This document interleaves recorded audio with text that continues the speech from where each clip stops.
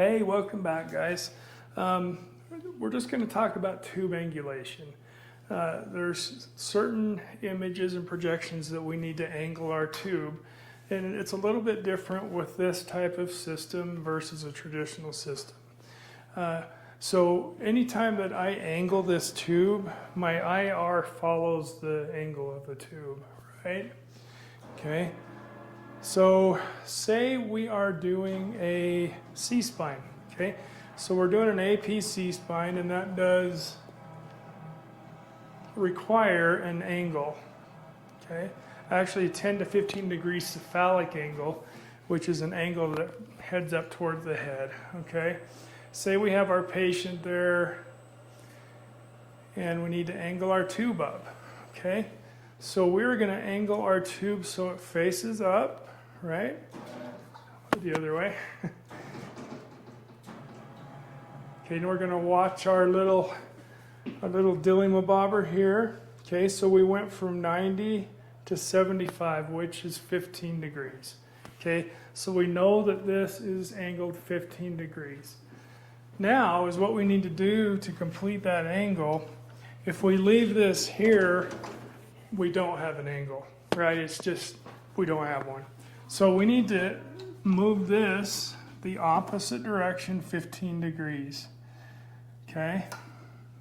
Right there. So then the IR is actually perpendicular to the floor, okay? It's at 15 degrees the opposite way of the tube, okay? So doing that, we accomplish our 15 degree cephalic angle. Like I said, our IR is perpendicular to the floor.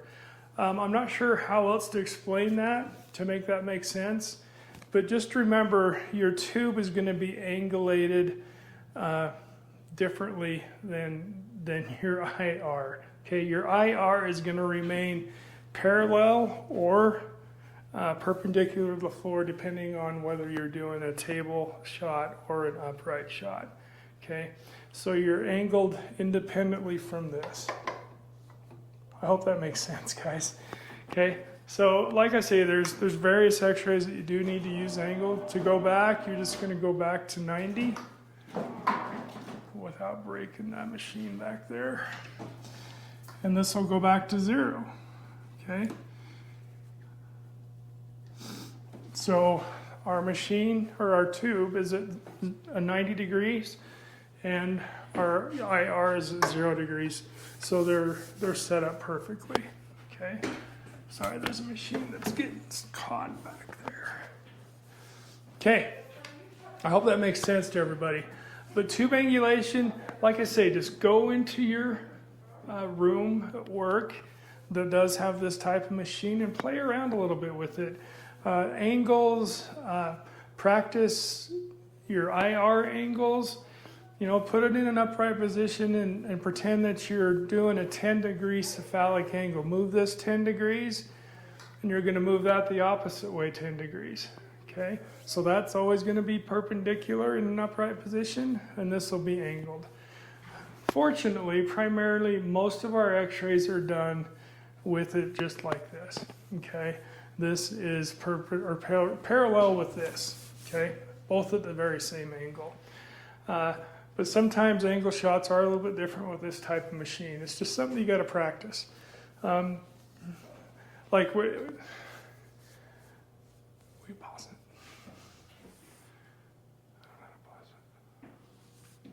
Okay, guys.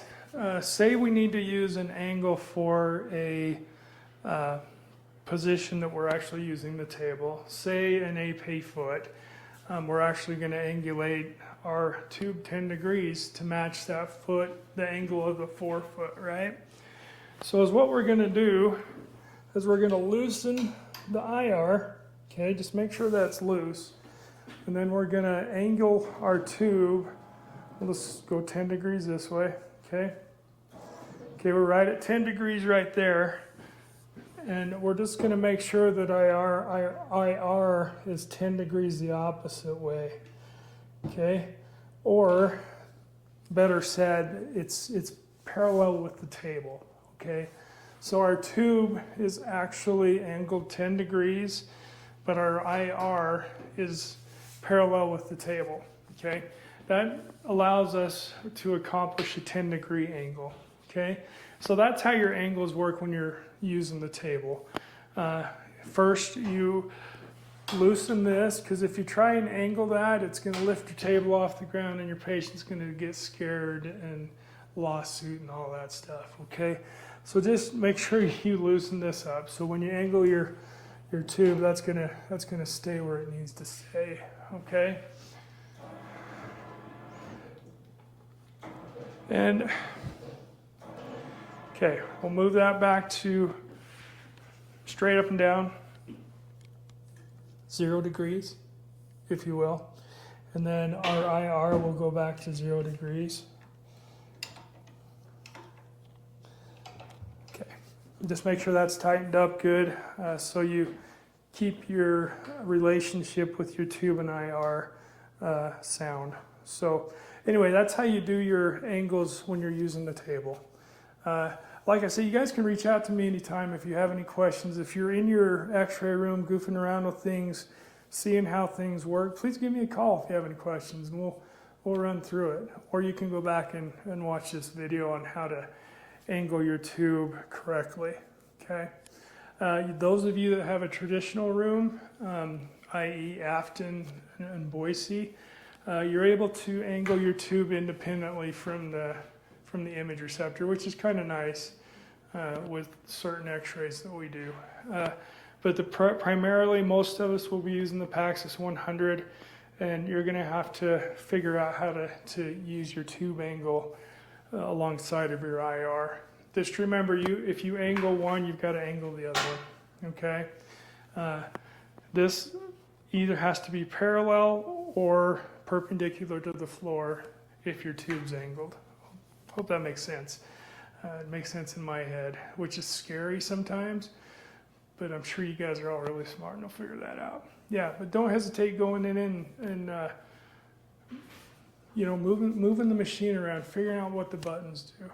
That way, when you do get in a patient situation, you'll better know how to move the tube around and get the correct shot that you need to get. Anyway, thanks for joining us for this little part of this little fun little video series we're doing, and have a good day. See you later.